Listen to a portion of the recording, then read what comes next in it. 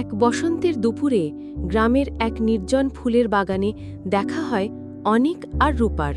অনিক গ্রামেরই এক শান্ত স্বভাবের ছেলে, আর রূপা সদ্য শহর থেকে ছুটিতে এসেছে দাদার বাড়ি। দুজনের দেখা হয় সেই বিকেলেই, যখন রূপা ফুল তুলছিল আর অনিক এসেছিল ছবি আঁকার জন্য প্রাকৃতিক দৃশ্য দেখতে। ধীরে ধীরে তাদের কথা বাড়ে, প্রথমে নিঃশব্দ হাসি, তারপর কিছু ছোটখাটো কথা, আর শেষে বন্ধুত্ব। দিন যায় আর বন্ধুত্ব বদলে যায় গভীর অনুভূতিতে, কিন্তু কেউই কিছু বলতে পারে না। একদিন অনেক সাহস করে একটি লাল গোলাপ হাতে নিয়ে রূপার সামনে দাঁড়ায়। বাগানের আলো আঁধারি পরিবেশে, ঝিরঝিরে বাতাসে ফুলেরা যেন আনন্দে নাচছিল। অনেক লাজুক গলায় বলে, এই গোলাপটা শুধু তোমার জন্য রূপা।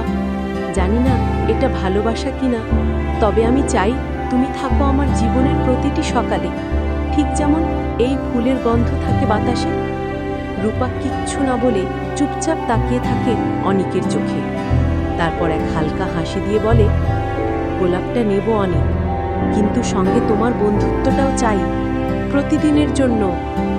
তাদের চারপাশের ফুলগুলো যেন একসাথে ঝুঁকে অভিনন্দন জানায়। আর সেদিন থেকেই শুরু হয় এক নতুন ভালোবাসার গল্প, প্রথম ফুল।